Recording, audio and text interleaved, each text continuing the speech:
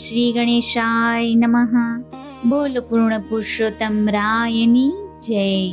મિત્રો, આજે આ વિડીયોમાં આપણે જાણશું પવિત્ર પુરુષોત્તમ માસમાં તિથિ અનુસાર શું શું દાન કરવું જોઈએ અને તેનું મહત્વ શું છે.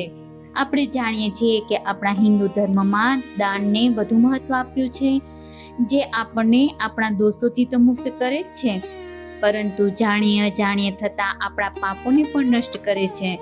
માટે દરરોજ ન કરી શકીએ તો વિશેષ દિવસોમાં અવશ્ય આપણે યથાશક્તિ દાન કરવું જોઈએ, કારણ કે વિશેષ દિવસ, તિથિ અને વારે કરેલા દાન પુણ્યનો પ્રભાવ પણ અધિક થઈ જાય છે.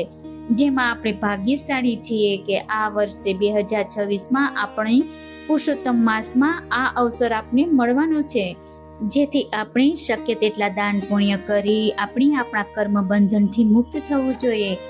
આ એક લાવો છે જે આપણને પાછો 3 વર્ષ પછી મળશે, માટે આ સમયનો સદુપયોગ કરી લેવો જોઈએ.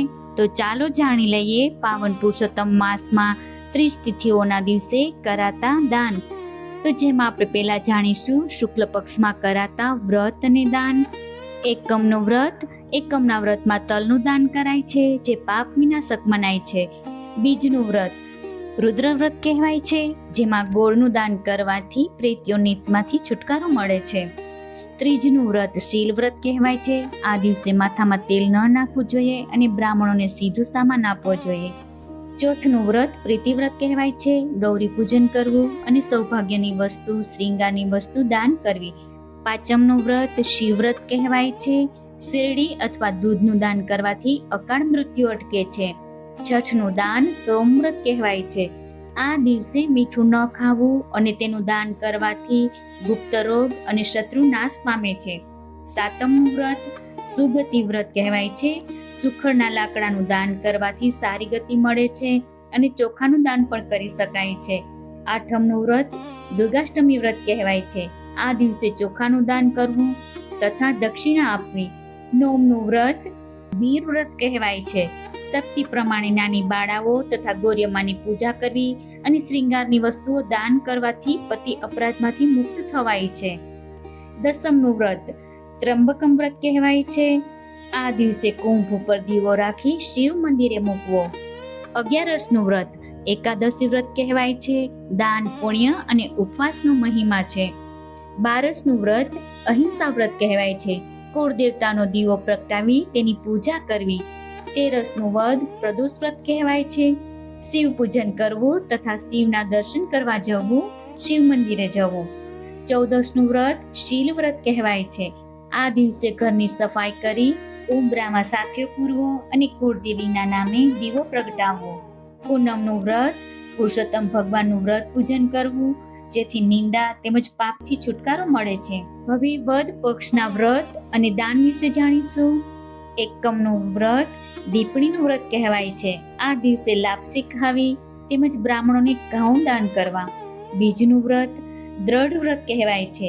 આ દિવસે ચંદન, કેસર, કંકુ, અત્તર વગેરે સુગંધી દ્રવ્યોનું દાન કરવાથી માતા પિતાના દોષમાં આવ્યાથી મુક્તિ મળે છે. ત્રીજનું વ્રત બિલ્વ વ્રત કહેવાય છે.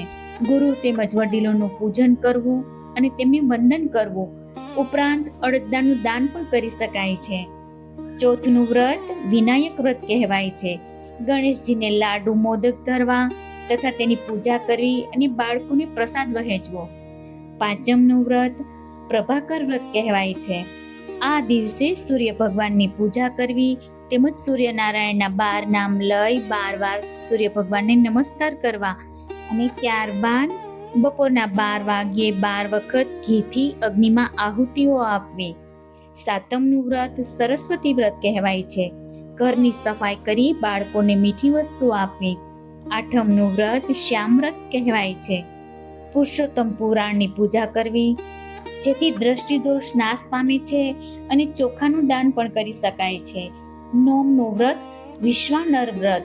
આ વ્રત કરનારે ખીર ખાવી અને ચોખાનું દાન કરવું, જેથી અગ્નિદેવ પ્રસન્ન થાય છે અને આ ઉપરાંત ગુપ્ત દાન પણ કરી શકાય છે. દસમનું વ્રત આનંદ વ્રત કહેવાય છે. આ દિવસે તાંબાના કે માટીના પાત્રમાં જળ ભરવી દાન આપવું. 11સનું વ્રત પરમાવ્રત કહેવાય છે. આ વ્રત સૌભાગ્યનું વ્રત મનાય છે. અને આ દિવસે પતિ સેવા કરવી તેમજ પુરુષોત્તમ ભગવાનનું વ્રત કરવું. બારસનું વ્રત વીર વ્રત કહેવાય છે. આ દિવસે તીર્થ સ્નાન કરવું તેમજ તીર્થદેવનું પૂજન કરવું અને પુરુષોત્તમ ભગવાનનું વ્રત પણ કરવું. તેરસનું વ્રત યદુ વ્રત કહેવાય છે. બપોરના એકટાણું નહીં પણ સાંજે એકટાણું કરવું અને બાળકોને ગોળ દાળિયા વહેંચવા. 14નું વ્રત આ દિવસે કાસાનું દાન કરવું જેથી શરીર શુદ્ધિ થાય છે.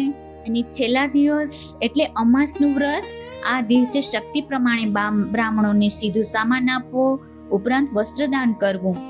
બોલો પૂર્ણ પુરુષોત્તમ રાયની જય. મિત્રો, આજે આ વિડીયોમાં આપણે જાણ્યું તિથિ પ્રમાણે વ્રત અને દાન શું કરવું.